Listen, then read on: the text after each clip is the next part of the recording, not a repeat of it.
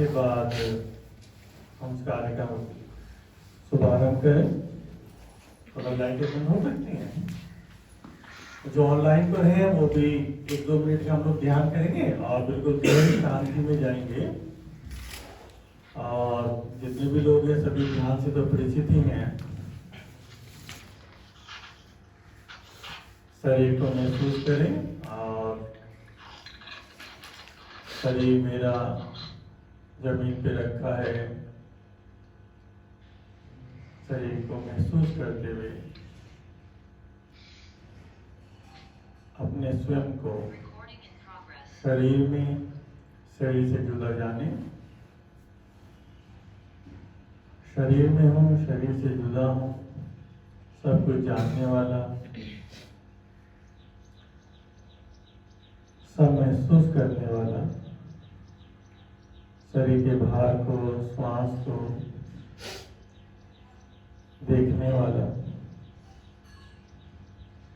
समस्त ध्वनियों को सुनने वाला, शरीर में शरीर से जुदा मैं बस हूँ। एक शुद्ध चैतन्य, एक ऊर्जा रूप में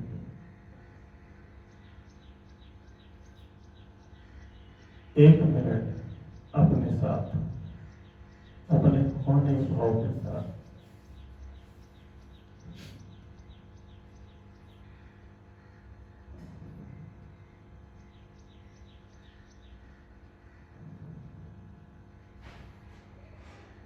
कोई थॉट्स नहीं, कोई विचार नहीं, सब थॉट्स बाहर के हैं, सब सूचनाएं बाहर की हैं, बस मैं हूं। एक सजगता, एक होश,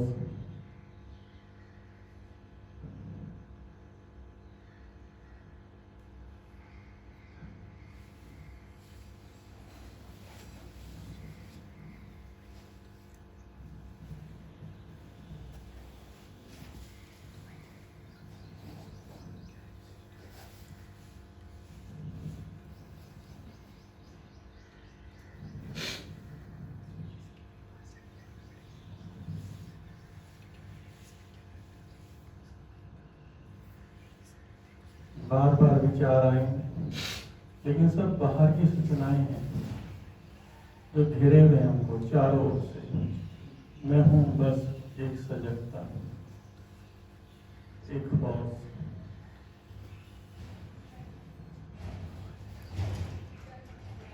सब कुछ मैंने यहीं से इकट्ठा किया है। विचार हो, शरीर हो, थॉट्स हो, फीलिंग्स हो, सब यहीं की है। मैं हूं केवल एक सजगता, एक होश।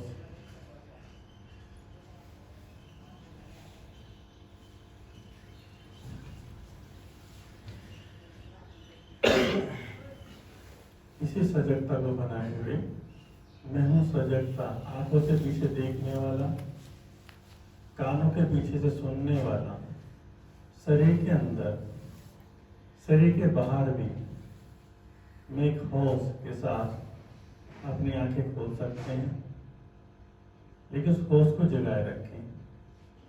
इंद्रियों के पीछे, इंद्रियों के माध्यम से जानने वाला। धीरे से इस सजगता के साथ हम लोग यहाँ बैठेंगे। बार बार थॉट्स आएंगे, विचार आएंगे, लेकिन हमें कोशिश ही करनी है, जीवन यात्रा यही है कि हम कैसे सजग रह सकें। और ये अनंत जन्मों की यात्रा है, अनंत जन्मों की साधनाएं हैं, तो कहीं गिल्टी भी नहीं होना। बार बार थॉट्स आएंगे, विचार आएंगे, और वो इतने डाले हुए हैं बचपन से, और डालेंगे जहाँ पर भी हम बैठे हैं वहाँ पर भी बहुत तरंगे हैं। आसपास पड़ोस कैसा है, कौन लोग रह रहे हैं, उनकी तरंगे हैं। यहाँ पर जितने लोग हैं जिन्होंने अपनी कलेक्शन की है, उनकी अपनी तरंगे हैं। उनके बीच में सजगता को प्राप्त करना, महसूस करना, वही साधना का हिस्सा है। हम प्रभावित होते हैं एक दूसरे से हर वक्त। तो महसूस ना करे, लेकिन चारों तरफ की तरंगें हमको प्रभावित कर रही हैं। और हमारा वो लो है, बड़ी टिमटिमाती लो है अंदर हो, तो उसको ही स्थापित करना पूरी ध्यान साधना का मुख्य कार्य है। आपको ये अवगत कराना है, ये बहाने हैं कि कैसे हम वो चैतन्यता को पूरी तरह से इस शरीर में और शरीर के बाहर स्थापित कर पाए, सजगता। तो ऐसे संभव नहीं है, वो साधना का हिस्सा है। साधना के बिना उसको जाना नहीं जा सकता। और साधना कैसे होगी? समझ से होगी। तो समझ में जो गुरुजन है, जिन्होंने जाना है, उनको बराबर सुनना, उनको जानना, क्योंकि वो अनुभव से गुजरे हैं।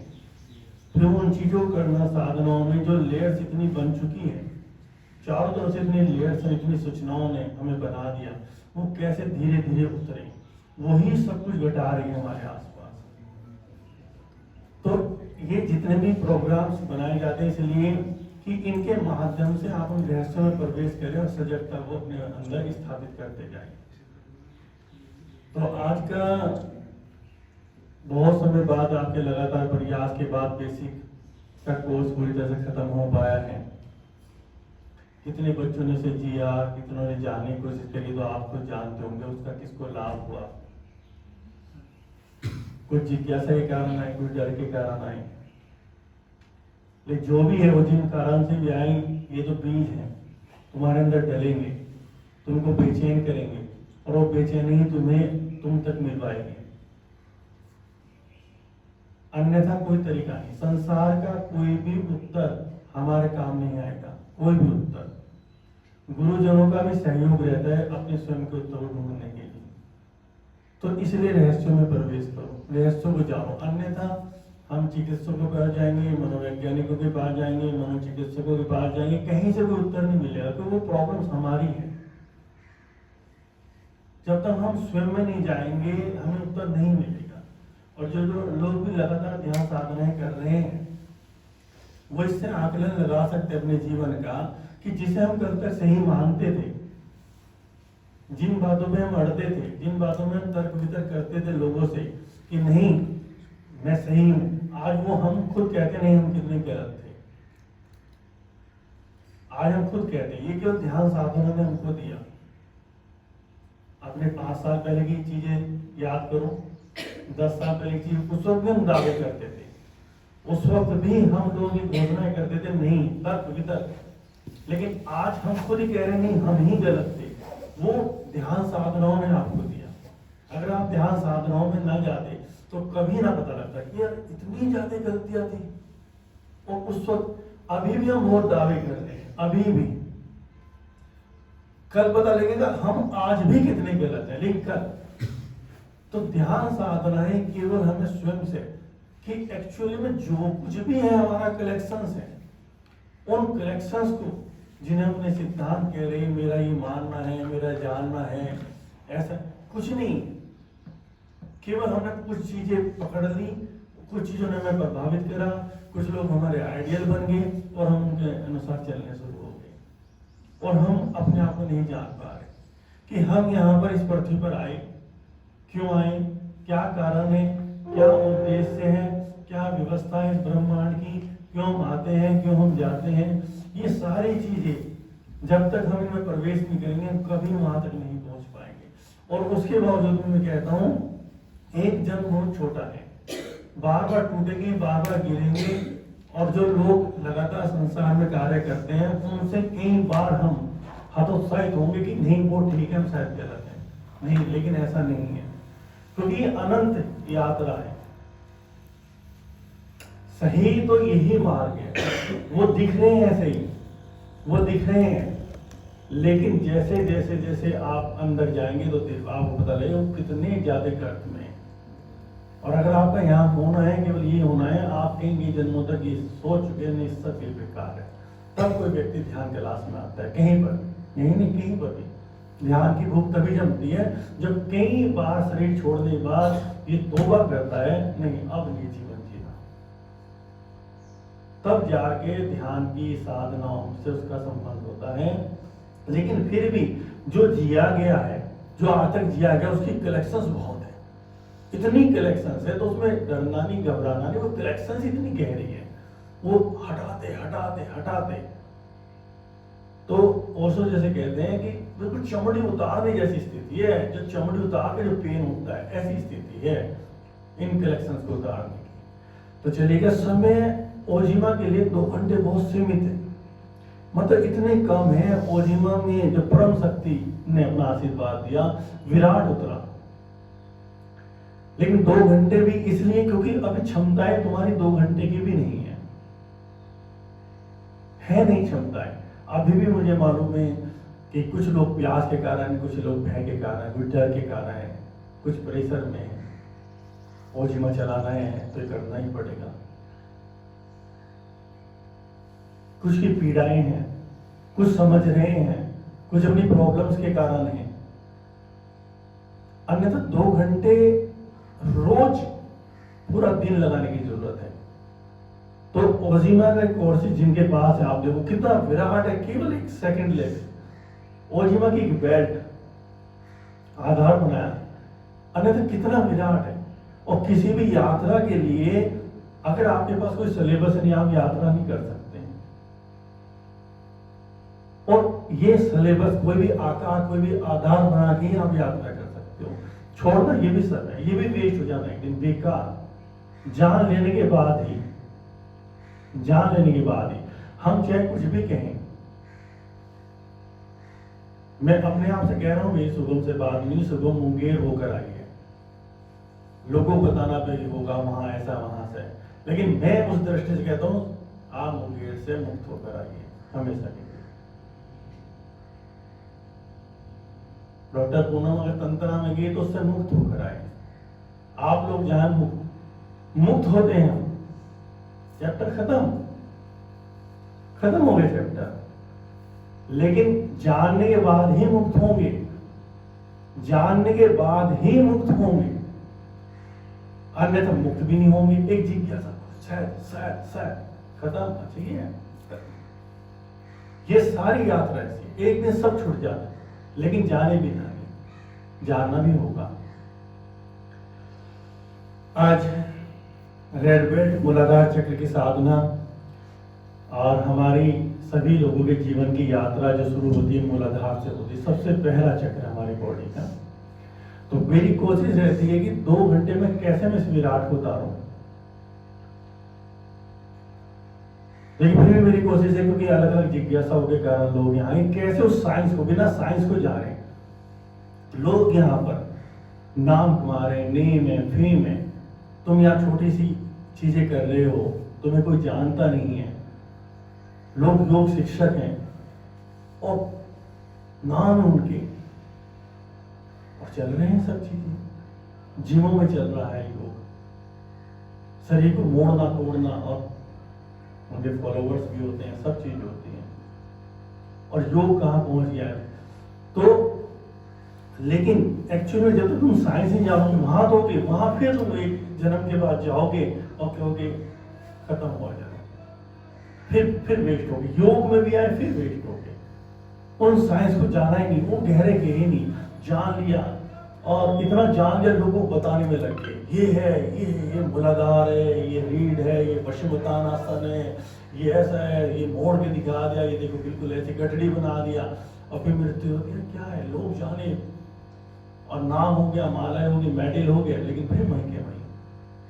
तो जब तक तुम बिल्कुल इस तरह से नहीं यात्रा करोगे, हे परम शक्ति, कि तू बस अपनी शरण में ले ले हमको, तब तक नहीं होगा। आते रहोगे, जाते रहोगे, फिर यही सारी चीजें होंगी। तो 2 घंटे मेरे लिए बड़े सीमित हैं, मतलब कि कैसे, और मुझे बहुत सोचना पड़ता है कैसे बच्चों के अंदर चीज उतारी जाए। तो फिर भी समझेंगे, जीवन यात्रा इस मूलाधार चक्र से शुरू होती है हमारी। शरीर में मुख्यतः 7 चक्र हैं।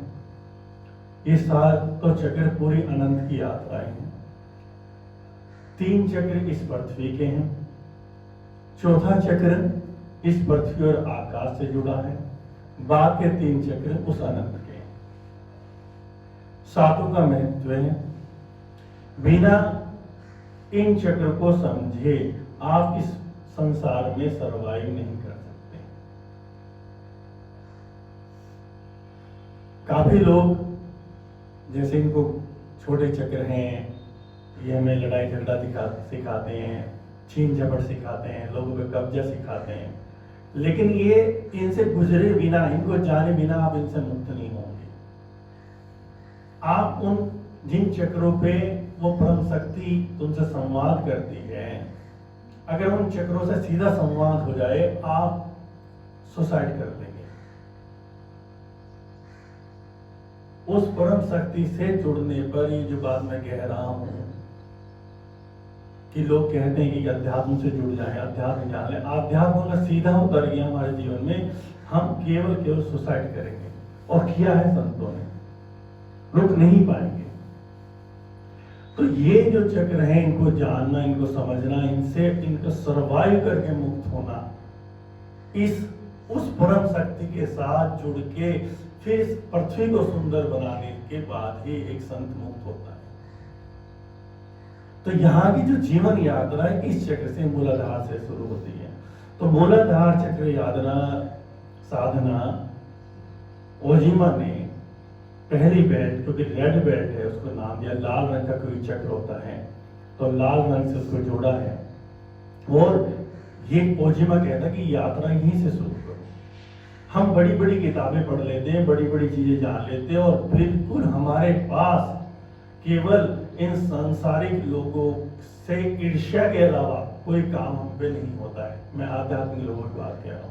खुद गिल्टी में होते हैं, एक चीज होता है हम अलग हो गए, हमने संसार छोड़ दिया, लेकिन उतना ही गिल्टी में, उतना ही ईर्ष्या लोग सभी नहीं, अधिकांश होते हैं, क्योंकि वो चीज तो छुई नहीं, उनसे तो मुक्त नहीं हुए। और क्योंकि किताबें बच्चों ने पढ़ दी, पूरा देश आध्यात्म से भरा हुआ है और आध्यात्मिक बातें करनी शुरू कर दिया। वो पीड़ाएं आखिर तक रहती हैं कि काश ये भी कर लेते, काश मकान बना लेते, थोड़ा पैसा होता, थोड़ा घूम लेते, ये सारी चीजें। खैर ये तो लंबी बात हो जाएगी।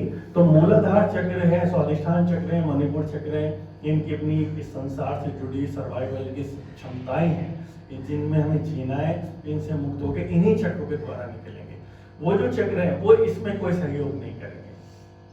हम कहते हैं ना कि हमें बचपन से बातें सिखा दी जाती है, अरे भगवान साथ देगा, वो तो साथ देता ही है, भगवान ही करेगा। ये बिल्कुल उन लोगों की बातें हैं। और मैं उन लोगों को भी गलत नहीं कहता कि लोग इतने रोते हुए आते हैं, उनको संभालने के लिए क्या कहना पड़ेगा। वो अब हम ये भी नहीं कहते जो आपने कह रहा गलत है, नहीं तुम चिंता न करो, भगवान तुम्हारा साथ देगा। उनका मतलब ही नहीं इस चीज से। जो परम शक्ति है, जिसके लिए हम सारी यात्रा करते हैं, पूजा पाठ करते हैं, उसका इनसे कोई मतलब नहीं है। वो आपके मकान के लिए कुछ करे, या वो आपके प्रेम संबंध के लिए कुछ करे, या आपके नेम फेम के लिए करे। उन चक्रों का इनसे संबंध है कि हम चाह तो ये रहे, मान वहां से रहे, ध्यान साधना में जो मान रहे। तो ये एक साधक के लिए ओजिमा ये बताता है कि साधक जब यात्रा करे तो पूरी तरह समझ ले जीवन को। ओजिमा बिल्कुल जीवन को समझने का मार्ग है कि इस जीवन को समझो। ऐसे ना हो जाओ, कई संत होते हैं कि घर घर ढूंढते हैं कि कहाँ से हमें रोटी मिल जाएगी, किसी तरह रोटी का भी उनके पास वो नहीं होता, वो गिल्टी में रहते हैं। फिर वो आश्रम ढूंढते हैं, आश्रम में रहना, कोई रहने का जगह देते, कोई करते। तो क्योंकि यात्रा इतनी कम अज्ञानता से हुई, इतनी यात्रा, कोई संत हुआ किसी ने शादी ही नहीं करी इस कारण से नहीं, और फिर वो पीड़ित अपनी जो भी इच्छाएं हैं उनको पूर्ण करने के लिए आखिर तक पीड़ित रहता है, लोगों को बुरा कहता है, गलत कहता है, लोग ऐसे हैं ऐसे हैं, और खुद भी पीड़ित होता है। तो इस जीवन को समझो, परमात्मा ने जो व्यवस्थाएं करी वो कैसे करी। तो मूलाधार चक्र है बच्चों, इसको समझना है, ये तुम्हारे जितनी भी भौतिक आवश्यकताएं हैं उनकी पूर्ति के लिए परम शक्ति ने एक जगह आपको एक ऊर्जा दी। आपके शरीर में एक ऊर्जा काम कर रही है पूरी तरह से। आप जन्म के समय ही ये ऊर्जा आपके शरीरों में उतर जाती है। जैसे आपने प्रवेश किया, तुरंत सीधी ऊपर से आपके अंदर ऊर्जाएं उतरती हैं, और वो ऊर्जाएं आपको पूरे तरह से फुलफिल कर देती हैं इनका सदुपयोग करने के लिए। तो जो और ये पूरी जो गैलेक्सी है, पूरे जो ग्रह हैं, जितनी भी चीजें, इन सब की परम शक्ति ने, जिसे हम परम शक्ति को, भगवान को, कुछ भी को अलग अलग, उसका कोई नाम दिया ही नहीं जा सकता। वैसे तो कोई नाम नहीं दिया जा सकता उसका, लेकिन फिर भी क्योंकि हम लोग कहते हैं ईश्वर, ईश्वर का तो कोई ऐश्वर्य से हमने संबोधन दिया, कुछ तो कहना ही पड़ेगा ना। वो एक व्यवस्था है, उसने सबको व्यवस्थाएं दी। तो ऐसे ही जो व्यवस्था दी है वो सारी तुम्हारी भरण पोषण की, आपका मकान हो, आपका पैसा हो, आपके सर्वाइव की जितनी भी चीजें हैं, जरूरत जो फिजिकल जो नीड्स है आपकी, वो नीड्स की जो जिम्मेदारी दी है वो पृथ्वी तत्व को दी है, पृथ्वी तत्व को, ठीक है ना। अब पृथ्वी एक तत्व है, उसके अपने एटम्स हैं, उसके अपने परमाणु हैं, वो स्पंदन है, उनकी एक अपनी समझ है। जब हम पृथ्वी की बात करते हैं तो हम सोचते हैं ये पृथ्वी है, तो यही पृथ्वी, हम सोचते हैं वो पृथ्वी जो हमें पिक्चर में दिखाई दे, बिल्कुल वही पृथ्वी है। लेकिन वो पृथ्वी ऐसे नहीं, उसके एटम्स है, एनर्जी बॉडी है उसकी अपनी, उस एनर्जी बॉडी में स्पंदन है, उनके पास एक समझ है, वो समझ उनकी आपके लिए व्यवस्था करती है, क्योंकि आपकी फिजिकल बॉडी का एक लिमिटेशन है। आप यहाँ हैं, यहाँ से जाने के लिए आपको कोई व्यवस्था चाहिए, जैसे रोड की जाना है, हरिद्वार जाना है, कहीं और जाना है, समझ में आ रहा है ना। लेकिन स्पंदनों के लिए ऐसा नहीं है, एनर्जी बॉडी के लिए ऐसा नहीं है। एनर्जी बॉडी तो कनेक्ट हुई यहाँ से रोड की, यहाँ से हरिद्वार, और यहाँ से लखनऊ, और यहाँ से विदेश, एनर्जी बॉडी। तो एनर्जी बॉडी और आपकी जैसे एनर्जी है, जो वो एनर्जी आपकी कनेक्ट होती है, तो वो सारी व्यवस्थाएं आपके सामने प्रकट हो जाती हैं। तो जिससे संतों ने माया जाल समझा, हमने माया जाल को भी गलत तरीके से परिभाषित कर दिया। माया का मतलब है कोई गलत काम, वो व्यवस्था है, वो एक माया है। हमें इस पृथ्वी पे एक तरह का प्रकट रूप है उसका, जो हमें बिल्कुल सच भी दिखता है, और लेकिन वो सच नहीं, लेकिन उस सच के बिना हम रह नहीं सकते, वो व्यवस्था ऐसी है, तो रह नहीं सकते। तो उन्होंने उसकी व्यवस्था कर दी है हमारे मूलाधार चक्र में। जब मूलाधार चक्र हमारा एक्टिव होता है, तो मूलाधार चक्र का एक्टिव होने का अर्थ होता है कि आपके मूलाधार चक्र के जो स्पंदन है, मूलाधार चक्र की जो स्पंदन है, जो उसमें एनर्जी है, जो वो एनर्जाइज होगी आपकी बॉडी में, एनर्जाइज होगी आपकी बॉडी में, और उस वक्त जो आपकी जो फिजिकल नीड्स है, अगर आप भाव करेंगे, वो पृथ्वी तत्व के स्पंदनों से अपना संपर्क बनाएगी। संपर्क बना के वो व्यवस्था उन लोगों के, जिन लोगों के पास वो स्पंदन है, वो स्पंदन है, जो लोग चाह रहे हैं किसी का मकान बन जाए, मैं उसमें हेल्प कर दूं, किसी के पास गाड़ी हो, मैं उसमें हेल्प कर दूं, किसी का, वो स्पंदन से कनेक्ट होती है। वो लोग आपके जीवन में आते हैं, वो जीवन में आके वो आपके काम को करा जाते हैं। वो ना उस आदमी को पता होता है जो कराने जा रहा है, ना उस आदमी को पता है जो करने वाला हो रहा है। ये तो एक तीसरी दृष्टि है जब ध्यान के माध्यम से जन्मती है, जो वो चीजों को होशपूर्वक देखता है कि घटना वो कैसे घट रही है, क्यों घट रही है। तो ये हमें जानना जरूरी है कि हमारे फिजिकल नीड्स की व्यवस्था परमात्मा ने हमारे अंदर दी है, वो दी है मूलाधार चक्र में। तो मूलाधार चक्र को जितना हमें एक्टिवेट करेंगे, उतनी फिजिकल नीड्स हमारे साथ आएगी। फिर क्योंकि ये यहाँ व्यवस्था है, इस व्यवस्था में हर चीज के साथ यहाँ पे निगेटिव पॉजिटिव दोनों जुड़े हुए हैं। कोई भी एनर्जी डेवलप ही नहीं हो सकती जब तक उसके साथ निगेटिव पॉजिटिव दो करंट आपस में ना जुड़े। वो डेवलप ही तब होगी, तो क्योंकि इसकी जब जैसे जैसे मूलाधार चक्र डेवलप होगा, इसमें दो निगेटिव संभावनाएं हैं, अटैचमेंट की और असुरक्षा की, ये भी आपके अंदर डेवलप होगी। तो योग यहाँ कहता है कि योग ये कहता है कि तुम्हारे पास ये चीजें तो हो, लेकिन अगर आप अटैचमेंट में आ गए, पकड़ में आ गए, या असुरक्षा के भाव में आ गए, तो फिर आप गर्त में चले गए, दुख में। तो योग का खाली रोल है कि आपका जीवन में से अटैचमेंट तो हटे और असुरक्षा का भाव हटे, और आप इन सबको जी कर जाए, मकान को भी, कार को भी, धन को भी। ये योग का कहना है। ऐसा नहीं जिन लोगों के पास मकान है, कार है, सब है, उनका ऑलरेडी मूलाधार चक्र एक्टिव है।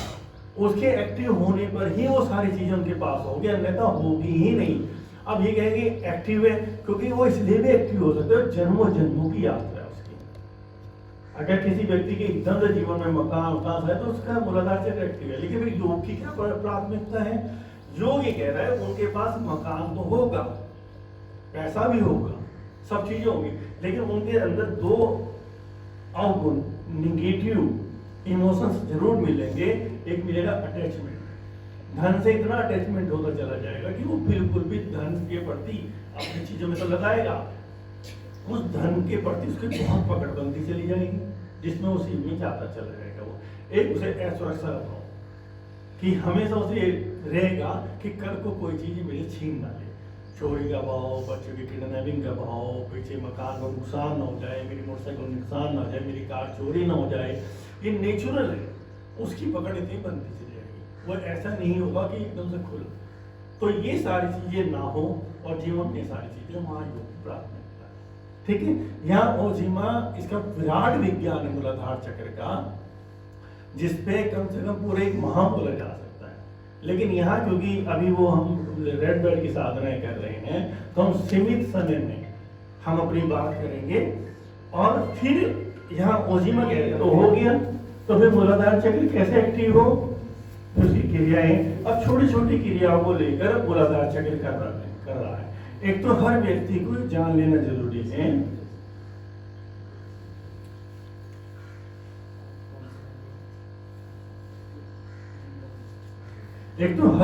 ये जान लेना जरूरी है कि जो हमारे एनस है, इस एनस का बहुत बड़ा रोल है हमारे जीवन में। ये बातें सामूहिक रूप से इतनी गिल्टी कर दी गई, ना तो संतों में इतना साहस है, चाहे वो कोई भी हो, हम लोग भी हो, कि वो नहीं कही जा सकती, क्योंकि इसको सीधा कुछ ऑर्गन शरीर के हमारे ऐसे हैं, सीधा उनको कैरेक्टर से जोड़ दिया है। और वो सारा योग का जो असली विज्ञान था वो सारा खत्म हो गया। अब गुरु को भी रहना होता है, गुरु को भी होता है कि कौन मेरे पास आए, कौन मेरे पास आए कि मैं उसे कह पाऊं। उसने कहा और कहने के बाद वो बच्चे के मन में कुछ हो सकता है, कोई भाव आ सकता है। अब बच्चा समाज में जाके कुछ भी कर सकता है, और समाज तो तैयार है आग को हाथों में लिए बम को आगे, मकान को आग लगा देना। जिक्र ही हुआ को इसी बात का, लेकिन क्योंकि जो ऑर्गन्स एनर्जी का जहां सारा कुछ काम दिया है परम शक्ति ने, उनके लिए मतलब यह हम ही नहीं, इससे जुड़ी बात नहीं है, इससे जुड़ी बात नहीं, मैं वैसे बता रहा हूं, हम ही नहीं। यानी स्वामी रामकृष्ण में जो पहली बार विवेकानंद से मिले और उसे कमरे में ले गए, उसे गले लगाना शुरू किया, विवेकानंद भाग गए और वे सड़ और विवेकानंद भाग गए। ये तो आदमी बहुत गलत गंदा आदमी, भाग गए। तो ऐसी चीजें तो ये समझने की जरूरत है कि यहां मैं बताने की कोशिश कर रहा हूं कि जिन ऑर्गन्स को गिल्टी हमारे किया गया, जिन पर संवाद नहीं है, जिन पर शिक्षा होती है, बड़े बड़े संत कह के स्कूलों का भाव होना चाहिए। तो जो एनस है, एनस में वो मसल्स हैं, कुछ मसल्स हमारे शरीर में जिनको स्पिरिचुअल मसल्स बोला है। स्पिरिचुअल, अगर स्पिरिचुअलिटी की आपको यात्रा करनी है तो उन मसल्स का ज्ञान होना तुम्हें जरूरी है। तो एक तो वो एनस है, एक पेरिनियम है। एनस में भी बच्चे जानकारी होनी, एनस में भी आधा इंच ऊपर एक एनर्जी का केंद्र है। मतलब एनस में भी अगर आप फिंगर को एनस में डालेंगे तो कम से आधा इंच ऊपर एक एनर्जी का केंद्र है। वो एनर्जी एक्टिवेट होगी तो सीधी हमारे पीनियल ग्लैंड्स पे चोट करेगी, और पीनियल ग्लैंड्स का एक्टिवेट होना जरूरी है अगर आप स्पिरिचुअलिटी में कुछ भी जानना चाहते हैं। तो ये दूसरा है पेरिनियम, जो हमारे टेस्टिकल और एनस के बीच में है, वजाइना और एनस के बीच में। ये वो केंद्र है ना, जो वो नाड़ियां जहां पर वे नाड़ियां काम कर रही हैं, जो स्पिरिचुअल नाड़ियां जो सीधी तुम्हारे उस केंद्र से जुड़ी हुई है, जो केंद्र ऊपर से एनर्जी को खींचने में सक्षम। जब उन केंद्रों में काम नहीं होगा, आप कितना भी आप मंदिर मस्जिद कहीं पर जा रहे हैं, गलत नहीं है, बहुत अच्छा है, लेकिन आप उसे जान ही नहीं पाएंगे। तो क्योंकि चीजों को आगे बढ़ाना भी है, तो यहां पे एक एक्सरसाइजेज है जो ओजीमा ने जोड़ी है, सब संतों की देन है। कोई भी आदमी आता है उस पर रिसर्च करता है, उसको आगे लोगों तक लेके जाता है। तो इसमें आपका जो जो आपका 1 नंबर का पर्सन है, वहां पे लिखा है earth connection through force position 9 minutes. हर साधक जो यात्राएं कर रहे हैं, इन पोस्चर्स को जानना जरूरी है। और हर पोस्चर्स में तुम्हारा ध्यान एनस पे ही होना चाहिए। पूरी योग साधना तुम्हारी कुछ शरीर में कुछ केंद्र हैं, उन केंद्रों की है। अभी पूरे समाज में आसन चल रहे हैं, प्राणायाम चल रहे हैं, ध्यान चल रहे हैं, लेकिन पीड़ा ये है बड़े संतों की कि निश्चित रूप से बहुत सीधे सरल लोग हैं, बीमारी के लिए अपने आसनों में जा रहे, कुछ जानने के लिए प्राणायाम कर रहे, कुछ ध्यान कर रहे, कितने सरल सीधे लोग हैं, लेकिन इन्हें केंद्रों के बारे में कैसे बताया जाए? और जहां केंद्रों का जिक्र हुआ वो तो कब आ जाते हैं, घबरा जाते हैं। जब एक टीचर के पास कोई शिष्य आता है और वो देखता है उसकी पीड़ा, वो समझता है, लेकिन वही आदमी फिर उसको समाज में गिल्टी करेगा, मजाक उड़ाएगा। तो एक तो रीढ़, पूरी रीढ़ की यात्रा, एनस की यात्रा, पेरिनियम की यात्रा, ये सारी यात्राएं आपकी, अगर आपको वाकई उस एनर्जी के विषय में जानना है तो इनको समझना पड़ेगा। तो पहले तो मैं रीढ़ का एक एक्सरसाइज जो पहले भी मैंने बताई थी, लेकिन पुनः एक बार जो ऑनलाइन भी हैं वो भी इस एक्सरसाइज को करेंगे, धीरे समझे, क्योंकि एक तो मैंने बोला, एक आपने प्रैक्टिकल किया। तो प्रैक्टिकल करने पे वो चीजें हमारे गहरे उतरती हैं। 3 एक्सरसाइज, बाकी तो पूरी एक्सरसाइज ओजीमा की शुरू से लेके आगे तक बहुत रिसर्च के बाद है, एक रिसर्च के बाद है, लेकिन 3 एक्सरसाइज हर योग साधक को जो भी जानना, कुछ गहरे जाना चाहता है, कर। तो मैं करके दिखाऊंगा, आप मेरे साथ करेंगे। पहले एक बार समझ लें, रीढ़ का सबसे अंतिम छोर, जहां हमारी कुंडलिनी शक्ति है, बैठिए। सैक्रम, उससे ऊपर का जो हमारा ये पार्ट है, सैक्रम।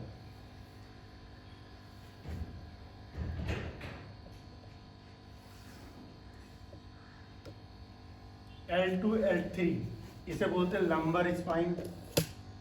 L2 L3 जहां हमारा नेवल और एड्रेनल ग्लैंड है, ये सारे हमारी बॉडी के एनर्जी चैनल्स हैं।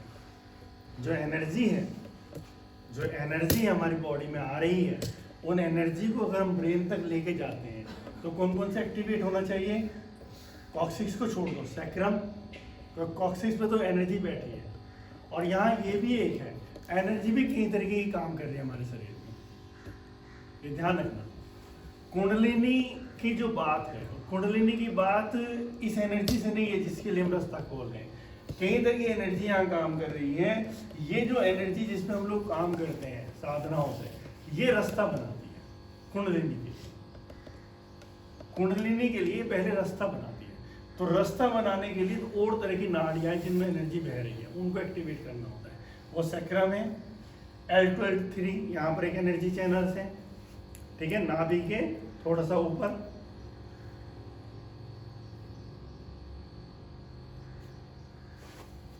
थोरोसिक्स, T5 T6 हार्ट के पीछे के एनर्जी चैनल से है।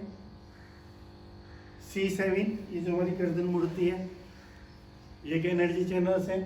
फिर हमारा ये एनर्जी चैनल है ना, और फिर सीधा करें, ये हमारे एनर्जी चैनल्स हैं। इनको रोज रोज हम एक्सरसाइज इनकी करें, और ताकि ये पूरी बॉडी में फ्लेक्सिबल, हम उन एनर्जी चैनल्स को बार बार एक्टिवेट करें, ठीक है।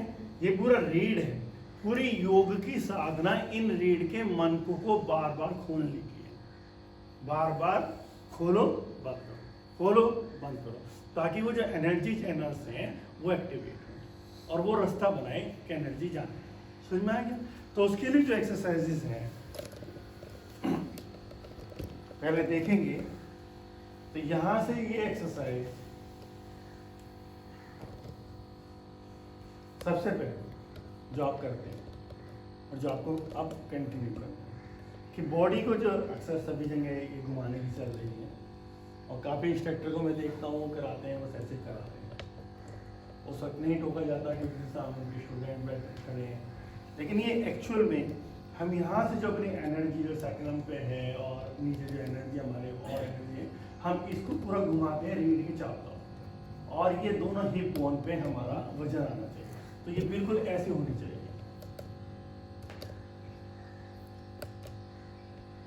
पूरा हमें बारी बारी दोनों हिप बोन पर ये वजन, ठीक है? समझ में आ गया? दूसरी चीज जो है बच्चों जो समझने की है, क्योंकि ओचिमत एक साइंस पे काम कर रहा है, वो साइंस लोगों तक पहुंचे, बाकी तो चीजें तो चल रही हैं। दूसरा है कि जो अगली एक्सरसाइज जो है रीढ़ की है, जब हम रीढ़ को करेंगे पूरी जो रीढ़ आपने देख ली, हमें पता हमारी रीढ़ है, अब इसी पूरी रीढ़ को आगे घुमाना है, आगे पूरा ये मुड़ी, ये यहाँ पूरी मोड़ दी रीढ़, पूरी मोड़ी। अब इस रीढ़ को ऐसे लिया, सैक्रम, लंबर, थोरसिक, फिर इसको ऐसे टाइट करके ऊपर, फिर ये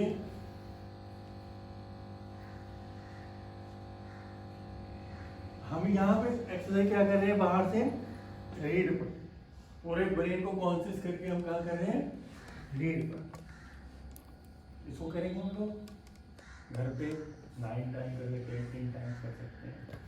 तीसरी जो एक्सरसाइज है इसके रिवर्स में है, तो यहाँ हम गए नीचे, सैक्रम, सैक्रम लिया हमने ये पार्ट, यहाँ से लंबर लिया, थोरसिक्स लिया, ये मतलब ब्रेन से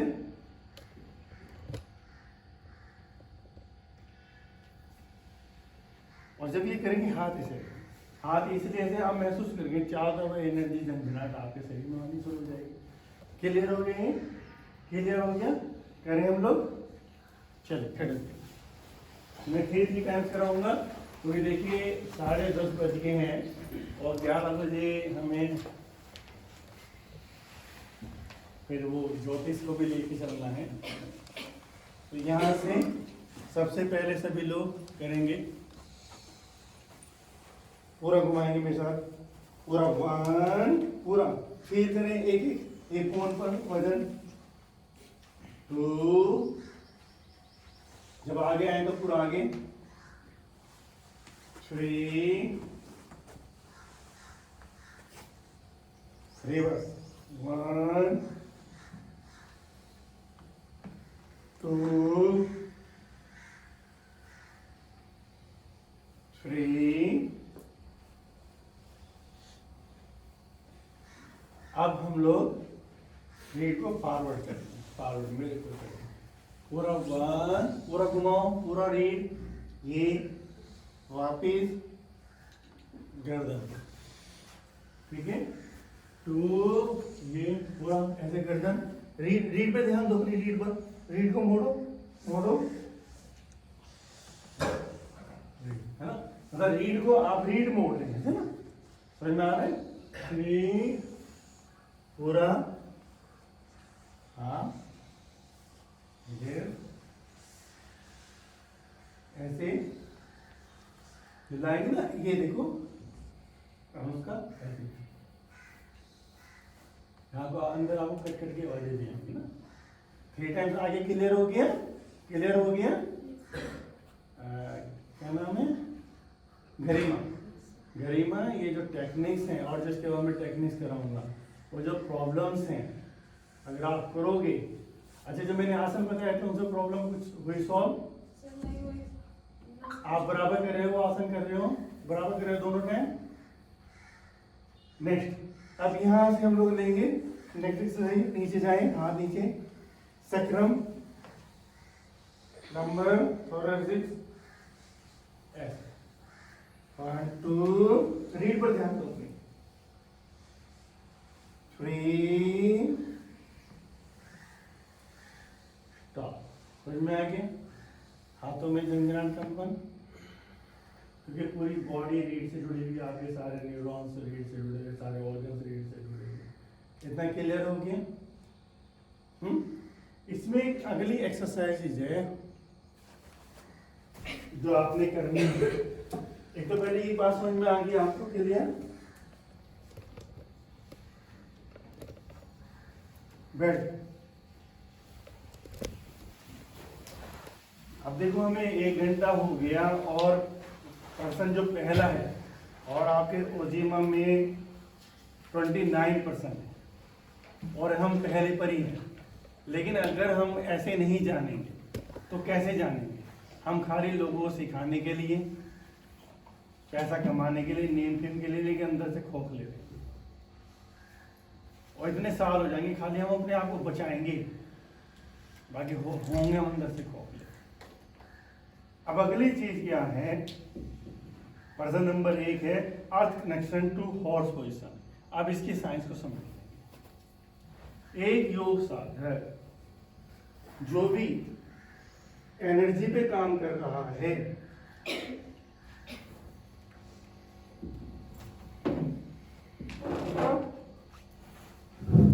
देखो, खासकर भारत देश में बचपन से हमें अध्यात्म सिखाया जाता है, हमारे ब्लड के अंदर, हमारे जीन्स के अंदर है। तो सबसे ज्यादा योगी पुरुष, महात्मा, ऋषि इसी पृथ्वी पे जन्मे। लेकिन क्योंकि कालांतर में कितनी संस्कृतियां बदली यहाँ पर, हम वो सारी साइंस भूल चुके हैं। और भूलने का नुकसान क्या होगा? एक तो या तो हम डुप्लीकेट होंगे कि हम बातों पे तो माहिर होंगे चीज को जानने वाले, लेकिन कभी अपनी तरफ नहीं देखें क्या मेरे अंदर कुछ परिवर्तन हो रहा है, कुछ चीजें ऐसी हुई सिखाने में, बताने में बहुत अच्छा लगता है दूसरों को, लेकिन एक पर्सन क्या मेरे अंदर हुआ है या मैं वहीं का वहीं हूं, तो ये हम भूल जाते हैं। और अगर हम ईमानदारी से करेंगे चीजों को तो इसके भयंकर नुकसान शरीर को होने वाले हैं। क्योंकि सीधी साइंस है, अगर आप एनर्जी को खींचेंगे और एनर्जी अगर किसी भी कारण से, आपके पुनर्जन्मों की यात्रा से, आपके किसी चीज के एक्टिवेट होने से एनर्जी अगर प्रवेश करेगी तो आपकी बॉडी को डिस्ट्रॉय कर देगी पूरी तरह से। और वो इतनी पावर होती है, कितने लोग ऐसे चले जाते हैं या विक्षिप्त हो जाते हैं, बीमार हो जाते हैं, क्योंकि एनर्जी अगर पूरी तरह से हमें नहीं आए तो वो साइंस को जानना। या तो एक तो तरीका संसार के जीवन, ओशो कहते हैं कि 60-70 साल आराम से जीवन जिया जा सकता है, योग में मत पड़ो, मतलब बहुत अच्छे तरीके से ओशो कहते हैं। लेकिन अगर योग तुम साध रहे हो तो फिर एक योग के कोई योग टीचर तुम्हारा कोई हो जो हर चीज को जानता हो, अन्यथा तुम उससे भी जाओगे। क्योंकि फिजिकल बॉडी को तो तुम्हारे मेडिकल डॉक्टर संभाल लेंगे, तुम कर रहे एनर्जी बॉडी पे प्रयोग। और अगर तुम एनर्जी बॉडी पे प्रयोग कर रहे हो और तुम्हें एनर्जी बॉडी के नियमों का नहीं पता है तो तुम पूरी तरह से डिस्ट्रॉय कर दिए जाओगे, हो जाओ। समझ में? तो एक एनर्जी शरीर पे, और एनर्जी शरीर के बिना, इससे पहले एक दूसरी बात ध्यान रखना, एनर्जी बॉडी को जाने बिना कोई आध्यात्मिक यात्रा है ही नहीं। और एनर्जी बॉडी भी प्राथमिक पड़ाव है, पहली सीढ़ी है एनर्जी बॉडी, पहली सीढ़ी। यानी कि जान लिया, लेकिन पहली बार कदम रखा कि हाँ कुछ ऐसा भी है जो लिमिटलेस है, जहां लिमिटेशन नहीं है। नहीं तो हर जगह इस बॉडी की लिमिटेशन है, तो उसकी कोई लिमिटेशन ही नहीं है।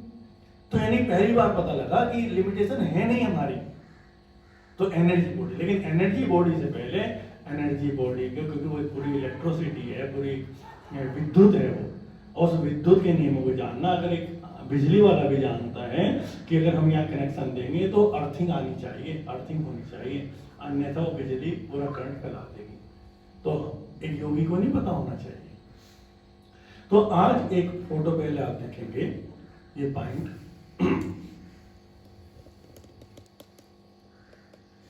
पैरों के अंदर, ये पॉइंट इनको अच्छी तरह दिमाग में रखें।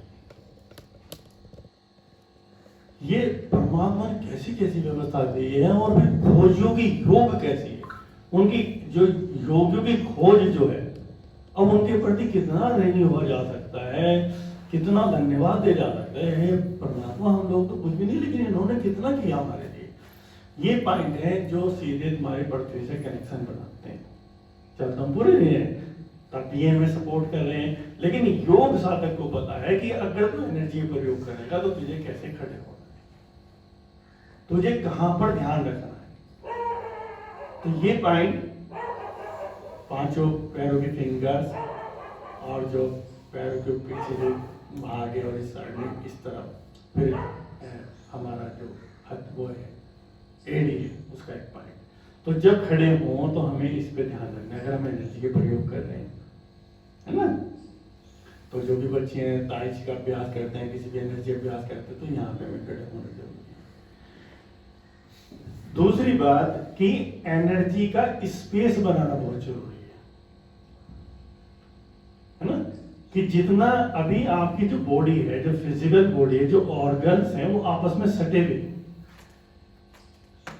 पूरी तरह से, और वो सटते इतने सट जाते हैं, और सटते जब उन्हें प्रॉब्लम्स होते हैं तो हमारी बॉडी में प्रॉब्लम्स होनी शुरू होती है। योग साधक को स्पेस बनाना पड़ता है सारे ऑर्गन्स के बीच में। आप जो प्राणायाम कर रहे हैं, छाती में प्राण भर रहे हैं, पेट में प्राण भर रहे हैं, आप वो कैविटी को बना रहे हैं ज्यादा स्पेस। तो इसलिए क्योंकि एनर्जी कुंड यहाँ स्पेस होना बहुत जरूरी है। जो हिप्स हैं, फिजिकल बॉडी में तो इसका आकार इतना रहेगा, लेकिन अंदर ये अनंत है, ये अंदर अनंत है। जैसे तुम्हारे शरीर में खारा केंद्र है तो बिल्कुल ऐसे कूप की तरह है, जैसे एक कूप होता है, इसमें होता है इसमें तेल ऐसे डाला जाता था, कूप टाइप है, तो वो ऐसे, लेकिन वो अनंत पृथ्वी से जुड़ा हुआ है, अनंत है, अनंत स्रोत है ऊर्जा का। तो ऐसे ही आपको अंदर स्पेस में अनंत उसको फैलाना पड़ेगा। तो जो अगली एक्सरसाइज है कि कनेक्शन कैसे बनाएं, तो जो हॉर्स पोजीशन है, इसे कुआ पोजीशन भी बोलते हैं, जो हॉर्स पोजीशन है ये हमें पृथ्वी से कनेक्शन बनाती है। इसलिए मार्शल आर्ट में इस तरह का प्रयोग है, आप पंच चलाते हैं, लेकिन मार्शल आर्टिस्ट वालों को भी शायद इसका मतलब भारतीयों को नहीं पता है, और उन्होंने पंच की पोजीशन ही पंच चला रहे हैं, लेकिन वो एक्चुअली में पृथ्वी से कनेक्शन बनाना है। तो यहाँ पे हम इस क्वेश्चन को सीखेंगे आज, जिसकी टाइमिंग आप कम से कम 9 मिनट, नहीं तो 30 मिनट होनी चाहिए। तो यहाँ पर हर साधक को हमें क्या ध्यान रखना है, फिंगर्स, अब तक भी फिंगर्स हमारी टच हो रही थी, जैसे जब हम टच करेंगे तो फील होगा। पैर का दाईं तरफ वाला हिस्सा, दोनों ये बीच का हिस्सा जो पैरों की हथेली है, और एडी, बैंक, ये कुआ पोजीशन, इस पे बैठने का अभ्यास। और यहां से हमें जब इसमें और अभ्यास किया जाता है बच्चों एनर्जी का, तो एनर्जी को यहाँ पे नीचे फेंका जाता है, जो सैक्रम है हमारा,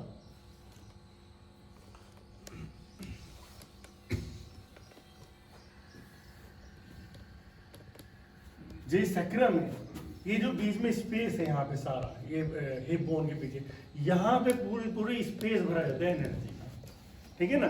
तो यहाँ पे इसको जब हम लोग ऐसे, तो लंबे समय तक, आम जनरल में तो इसमें पंचिंग की प्रैक्टिस है, आगे के बच्चों को ऐसे करानी है, ठीक है ना। लेकिन अपनी जो प्रैक्टिस करनी है आप ऐसे भी कर सकते हैं, लंबे समय तक इसमें बैठने का, और प्रेशर नीचे और एनस ऊपर, एनस को जितना भी कम से कम यहाँ तक खींचने की कोशिश करो। और जैसे तुम एनस को यहाँ तक खींचोगे, फिजिकल एनस तो नीचे रहेगा, एनर्जी ऊपर आएगी, और यहाँ पे आपको धप धप धप धप धप होना शुरू हो जाएगा, पूरे दिन आप महसूस करोगे, ठीक है। उसके और वो सांसारिक लाभ है आपको, ठीक है। तो यहाँ से कुआ पोजीशन में बैठने का अभ्यास, तो यहाँ पे और प्रेशर एनर्जी का नीचे, एनएस का ऊपर, और इसमें जितनी देर भी हम रुक सके रुकना है। इसके शरीर तल पे जो लाभ होंगे, शरीर तल पे भी अगर हम देखें तो यहीं पे 2 बड़ी वेसल्स है हमारी पूरी बॉडी की, जो हमारे हृदय से अशुद्ध रक्त को ला के शुद्ध को पहुंचाना है।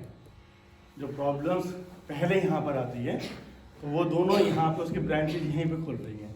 जितने भी जो अब रिसर्चर हैं जिन्होंने रिसर्च किया है, कि कॉन्स्टिपेशन की जो प्रॉब्लम है या बीपी हाई की प्रॉब्लम है, सबसे पहले जो हमारी वेसल्स जिसमें अशुद्ध रक्त जा रहा है वो अफेक्टेड होती है यहाँ से।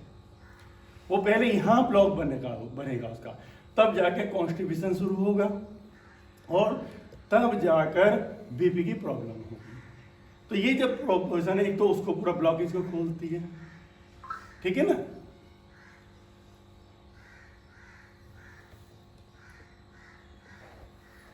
और जब जैसे जैसे रिसर्च हुई है कि जितने भी कमर में प्रॉब्लम्स हो रही है बैठने वालों वो समाज में जो सियाटिका हो रहा है, कमर में दर्द हो रहा है, तो उनका मानना है कि जब व्यक्ति लगातार बैठा रहता है तो ये जो स्पेस है जहाँ एनर्जी अपना स्थान बनाए, स्पेस धीरे धीरे उसका सटना शुरू हो जाता है, ऐसे करीब करीब करीब। तब जाकर जब वो नाड़ियाँ सटनी शुरू हो जाती हैं तो उसको प्रॉब्लम टांग में और क्या नाम रीढ़ में आनी शुरू होती है, इस तरह की प्रॉब्लम्स। और जब ये हम स्पेस बनाते हैं यहाँ पर, तो ये जो सैक्रम है अपना स्थान बनाएगा, हिप बोन अपना स्थान बनाएगी, तो ये प्रॉब्लम्स अपने आप ही क्लियर होनी शुरू हो जाएगी। और दूसरा वो जो प्रॉब्लम्स है वो अशुद्ध ब्लड की तो है ना, वो उसी की तो। अगर अशुद्ध ब्लड का हम पूरी तरह से ब्लॉकेज खोलेंगे, वो ब्लॉकेज खोलेंगे तो धीरे धीरे धीरे धीरे वो प्रॉब्लम अपनी सॉल्व होनी शुरू हो जाएगी, है ना। गरिमा समझ रहे हो ना। तो वे आसन उसमें बहुत कारगर है मैंने बताया। लेकिन साथ साथ ये पोजिशन की अगर टाइमिंग हम लोग बढ़ाएंगे तो जैसे यहाँ स्पेस बनेगा, उसके ब्लॉकेज खोलेंगे तो प्रॉब्लम भी हम सॉल्व होनी शुरू हो जाएगी। और वैसे आध्यात्मिक तल पे यहाँ स्पेस बनना जरूरी है, एनएस को ऊपर खींचना। तो यहाँ पे क्योंकि आप नहीं कर पाएंगे तो 1 मिनट के लिए करेंगे ईमानदारी से, है ना। 1 मिनट के लिए तो समझ लिया ना। 1 मिनट के लिए हम जब इसमें बैठेंगे एनर्जी नीचे फेंकेंगे, एनस पूरा ऊपर तक खींचेंगे और हाथ वैसे भी रख सकते हैं और बैठो। अपनी चेयर खुद बनाना, अपनी चेयर, हाँ थोड़ा पीछे की तरफ, यहाँ पर आएगा वजन, हाँ थोड़ा पीछे की तरफ चेयर। 1 मिनट है ना टाइमिंग, हाँ टाइमिंग शुरू होगी। हाँ, एक मिनट का तो संकल्प कर ही लेना। नितेश करना चाहेगा 9 मिनट कर ले, बाकी कमर सीधी, इसका भी सीधी ध्यान है, कमर सीधी, हाँ कमर सीधी और पीछे ले जाओ, हाँ थोड़ा सा ऐसे, और गर्दन,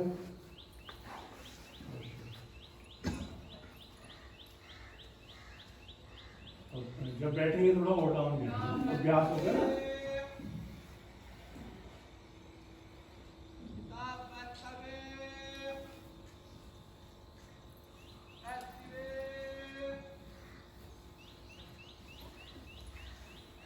कोई बात नहीं, कोई बात नहीं।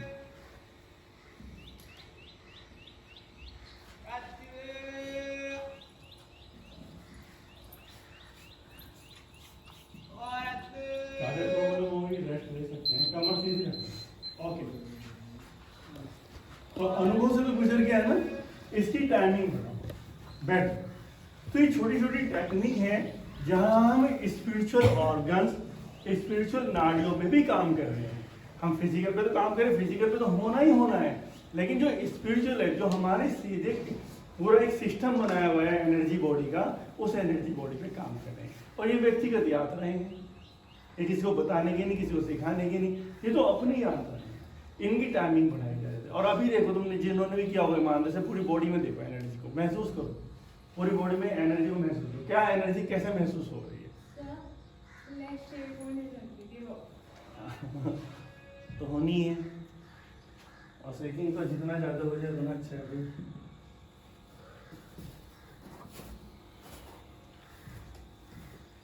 अब हम एक पर्सन लेंगे, हम पे 20 मिनट रहेंगे, और पर्सन लेंगे, धीरे धीरे कोर्स भी आगे बढ़ता चला जाए।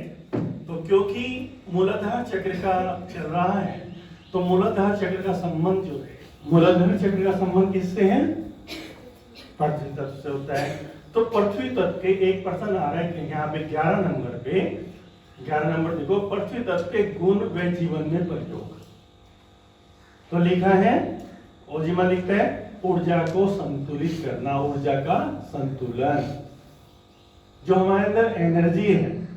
देखो अभी तक हमें पता है हमें ज्यादातर एनर्जी लेनी है, ज्यादातर एनर्जी लेनी है, और यहाँ पे कुछ मम्मियाँ भी हैं, समाज में प्रचलित है कि बच्चों को ज़्यादा देर खिलाना, बस एनर्जी आनी चाहिए। डॉक्टर्स भी कहते हैं नहीं, ऐसा नहीं। एनर्जी बैलेंस्ड होनी चाहिए, एनर्जी ज़्यादा नहीं होनी चाहिए।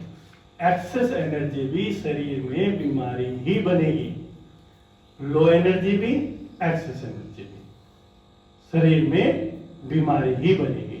तो हमें एनर्जी लेते हैं, एनर्जी यूटिलाइज करते हैं, एनर्जी को वेस्टेज जो एक्सेस होती है उसको दे देते हैं। ये नियम, खाना खाते हैं, पचाते हैं, बाहर फेंक देते हैं।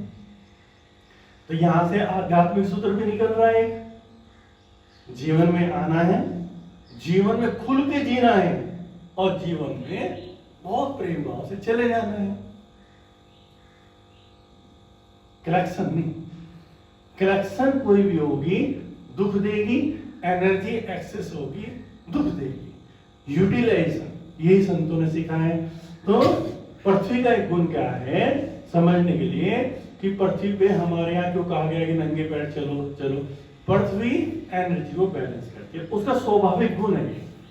पृथ्वी तत्व के जो स्पंदन है जो हमारे चारों तरफ होते हैं, आपके लिए तो पृथ्वी यहाँ पर है जहां पर आपके पैर रखे हैं, लेकिन वो घुटनों घुटनों से ऊपर थाइस तक होते हैं, स्पंदन हमारे आसपास घूमते रहते हैं, ठीक है ना। तो वो क्या करेंगे कि जो एक्सेस एनर्जी होती है तुम्हारी वो तुमसे ले लेते हैं। अगर तुम्हारे शरीर में एनर्जी की कमी है तो वो तुम्हें दे देंगे।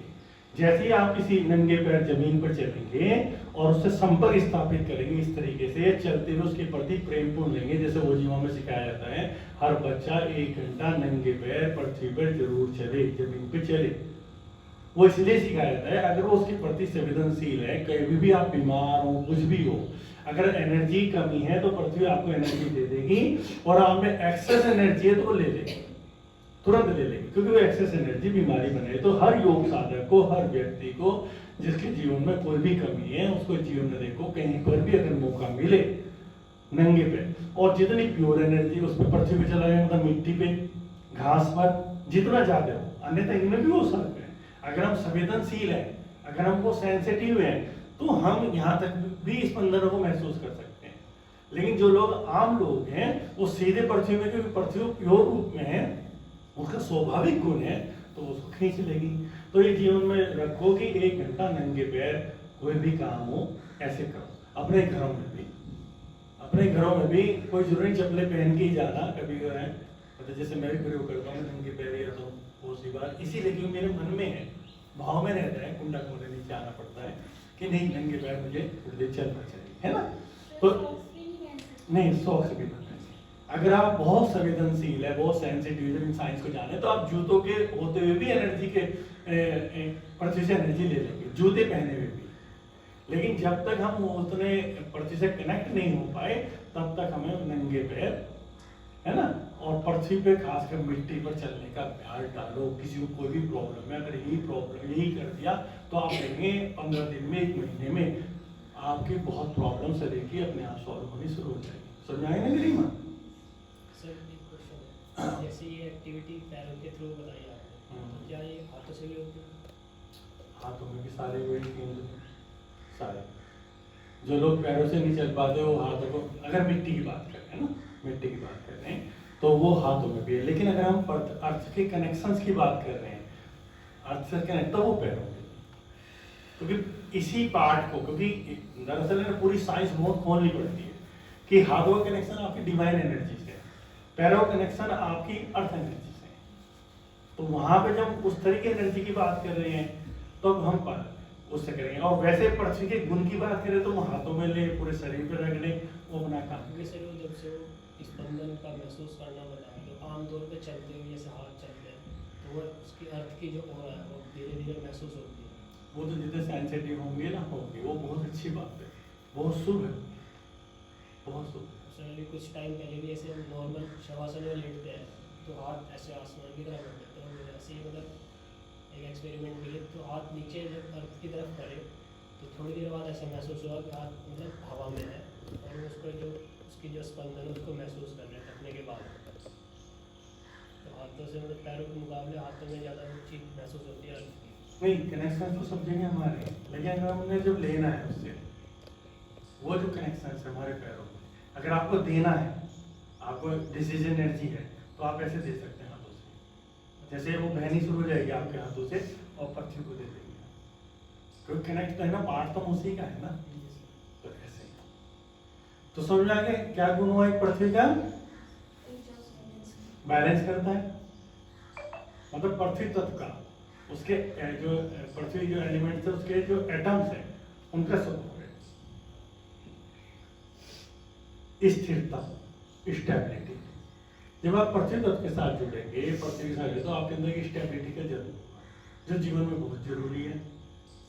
अस्थिरता कम होगी, स्टेबिलिटी आएगी, तो जीवन में हम बार बार ये, तो दूसरा गुण है, अगर हमारे अंदर स्टेबिलिटी की कमी है तो हमें पृथ्वी के ज़्यादा से ज़्यादा कनेक्शन में रहना है, तो स्थिरता आएगी। समझ में आ गया? मतलब किससे लेना है? एक प्रवचन में ओशो कहते हैं ना, पूछो पृथ्वी से, पूछो जल से, पूछो वायु से, और उनसे पूछो, वो लिए बैठे तुम्हारे लिए खजाना, उनसे पूछो। तो अगर हमें स्टेबिलिटी की कमी है, वो स्टेबिलिटी की कमी आपको जल नहीं देगा, वायु नहीं देगी, अग्नि नहीं देगी, वो पृथ्वी देगी। ठीक है? मजबूती, अगर मजबूती का जो जिम्मा है, मजबूती फिजिकल बॉडी का जो जिम्मा है, वो पृथ्वी का है। बोन्स, मांसपेशियां, पृथ्वी से आपका कनेक्शन बनना है। यहाँ जल नहीं काम करेगा, काम तो करेंगे और उस तरह से काम नहीं करेगा। एक आदमी की जिम्मेदारी है, उसके पास वो सब शक्ति परमात्मा ने दी है, भौतिक आवश्यकताओं की पूर्ति। जो मूलाधार में होता है, जितने भी फिजिकल नीड्स हैं, अगर आपको कहीं प्रेम का अट्रैक्शन है और आप पृथ्वी से मांग रहे हैं, तो पृथ्वी नहीं देगी। आप बहुत सेंसिटिव है तो सपोर्ट कर सकते हैं, उसकी जिम्मेदारी ही नहीं है, वो दूसरे तत्व की है। या आप कोई नेम फेम करना चाहते हैं, क्रांति करना चाहते हैं, तो पृथ्वी का उससे कोई मतलब नहीं, सपोर्ट कर सकती है लेकिन उसका पार्ट नहीं है ना। या आप प्रेम करुणा करना चाहते हैं, या आप कहीं अच्छे वक्ता बनना चाहते हैं, बोलना चाहते हैं, तो पृथ्वी का काम नहीं है। पृथ्वी आपकी फिजिकल नीड्स, आपका मकान, आपके पैसे, आपके कपड़ों की व्यवस्था, आपकी जरूरत है अंदर की, इस शरीर के लिए, इसे जीने के लिए जो अति आवश्यक है, जो समस्त जानवरों की जरूरत है, जो पशु पक्षियों की है, उनका क्या खाना, रहना, यही तो उनकी आवश्यकता है, वो सारी चीजें पृथ्वी। अगर आपकी ये आवश्यकता है, तो पृथ्वी तत्व से आप मांगोगे, और ये अधिकार है, तो दी है, वो व्यवस्था है। अगर हम परमात्मा में मांगेंगे तो वो भी हमें किसी तरह वहीं पहुंचाएगा। तो इसलिए धन का उगाने का जिम्मेदारी उसकी है, सारा जो है सब्जियां उसी की, वही उगाती है, सारा अनाज वही उगाती है, ये उसकी व्यवस्था है, उसको काम ही करना है। तो वो फिजिकल नीड्स पूरी करती है। हम स्पंदनों अगर उससे जुड़ेंगे, आपके खाने की व्यवस्था होनी ही होनी है, कैसे भी वो होगी। अगर आप उससे जुड़े, आप कहीं भी चले गए, आप पे पैसा है नहीं, चाहे कोई व्यक्ति आए कि बाबा जी भैया भोजन ये प्रसाद, और कई संतों के जीवन में ऐसा घटा है, वो कई चीजें भूखे हैं और चीजें आगे उठा के आपके रहने की व्यवस्था नहीं है, आप यहाँ ठहर जाओ, आज की रात है, वो अपने आप पृथ्वी तत्व करेगा अगर आप उससे कनेक्टेड है। आपको चिंता ही नहीं इस बात की। समझ में आ रहा है ना? क्लियर हो गया ना? अब यहाँ से टाइम क्या हो गया? 50। क्योंकि हम सीधे फिर, क्योंकि वो आधा घंटा बहुत कम है उसके लिए, एस्ट्रोलॉजी के लिए ना, क्योंकि वो मेरा भाव ये है, एस्ट्रोलॉजी जानने हैं, एक योग साधक को अपने बारे में पूरी जानकारी, बस अपने बारे में पता हो कि लोग ये कह रहे हैं, पिता कुछ कह रहा है, माता कुछ कह रही है, पड़ोसी कुछ कह रहे हैं, तो ये कर ले, वो कर ले। अरे मैं किस लिए बना हूँ, या मेरे बच्चे या कोई भी, तो वो जानकारी से होनी चाहिए। तो इसलिए मैंने एक बार में नहीं बताया, तो थोड़ा थोड़ा फिर हम लोग ग्रुप में भी संवाद कर सकते हैं इस चीज पर। एक बार शुरुआत हो जाए ना, तो अगला है इसमें फिर पृथ्वी तत्व से जुड़े हुए कौन से आसन है? हस्तपाद आसन। तो हस्तपाद आसन अब मैं आपको बताता हूं इसकी साइंस को। तो आपको पैरों का तो पता लग गया कैसे खड़े होना है। अब तो हस्तपाद आसन कर रहे हैं हम लोग। अब हस्तपाद आसन में आपको पृथ्वी से कनेक्शन बनाना है, और अब हम स्पिरिचुअलिटी के लिए कर रहे हैं, अब दो चीजों को समझ लेना है, सांसारिक चीजें और आध्यात्मिक चीजें।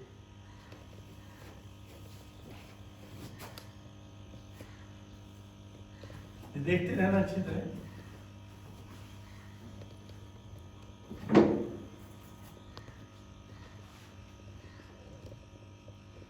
अब देखो ये सब चीजें, योगा हम लोग टूर्नामेंट में भी जाते हैं तो वैसे हाथ ऐसे डाल के देखते हैं कितना स्पेस है, इस पे नंबर देते हैं, जर्नल है इस पे नंबर देते हैं और हाईएस्ट मार्क्स, इस बच्चे का बिल्कुल स्पेस यहाँ नहीं है। मार्किंग कहते हैं ना कि योग स्पोर्ट्स में आया, बहुत लोगों का लाभ होगा करियर के हिसाब से, योग जीरो हो जाएगा। कोई भी चीज़ जब स्पोर्ट्स में आएगी, मार्शल आर्ट आया रोजगार के हिसाब से सब अच्छा हुआ, लेकिन मार्शल आर्ट जीरो हो गया। योग ध्यान जब भी कोई स्पोर्ट्स में आएगा उसकी मूलभूत बातें खत्म हो जाएंगी, क्योंकि दौड़ शुरू हो जाएगी। लेकिन अब हस्तासन जैसा होना चाहिए। एक मिनट, पीछे तक गई नहीं, ये पीछे तक गई, पीछे तक नहीं जाना, हमें मन को खोलना है। रीढ़ के मन को ऊपर, कानों के बाहर, मन को खोलो और खोलो और खोलो और खोलो, मन को और खोलो, और नीचे जहां कनेक्शन है मन को जो रीढ़ के मन के, उनको खोलते जाओ, खोलते जाओ, खोलो खोलो खोलो खोलो, खोलते जाओ, और तुम देखोगे सारी एनर्जी का ऑरा आपके हाथों में बहना शुरू होगा, क्योंकि अब आप एनर्जी बॉडी पे काम करें। नीचे आओ,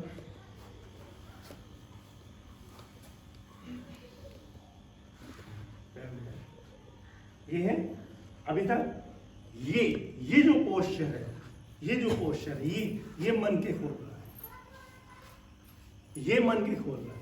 ये स्पिरिचुअल साइंस है योगा की, यहाँ मन के खुल रहे हैं। वो एनर्जी चैनल्स वहां हो रहे हैं, वहां एनर्जी चैनल्स अपनी जगह रखे हैं। तो ये चीजें समाज में से खत्म हो गई। तो अगर आप पोस्चर किसी का देखोगे, किसी पुराने योगी का, तो ऐसे देखोगे। नए बच्चों के देखोगे तो पूरा खड़ा हो गया मार्ग। अब यहाँ पर एनस पूरा खींचा होना चाहिए, एनस पूरा खींचा, क्योंकि एनस से तो एनर्जी पे चोट करोगे आप। अब यहाँ पे क्या होगा, शुभम, पेट अंदर होना चाहिए। उड़ियान बंद की साइंस क्या है? उड़ियान बंद क्या कहता है कि पेट को अंदर करके आपकी एनर्जी को ऊपर जाने का मौका मिलता है। उड़ियान बंद। तो आपने वो लेख पढ़ा कि एक बार लिखा था कि पश्चिमोत्तान आसन में ऊर्जा रीढ़ पर, बच्चों ने पढ़ा होगा, आपने नहीं, अपना विश्राम करती है। तो समझ में आ गया ना, क्लियर होगी ना बात? उठ जाओ बेटा। तो साइंस को जानना है। अब आप किस लिए कर रहे हैं? टूर्नामेंट के लिए कर रहे हैं, तो आपको उनको फॉलो करना पड़ेगा। लेकिन जब आप अपनी यात्रा कर रहे, अपने रोगों के लिए कर रहे, बीमारियों के लिए कर रहे, तो हमें उस साइंस की, उस अलाइनमेंट की, उसकी ज्ञान होना जरूरी है। तो एक बार फिर करेंगे इसको।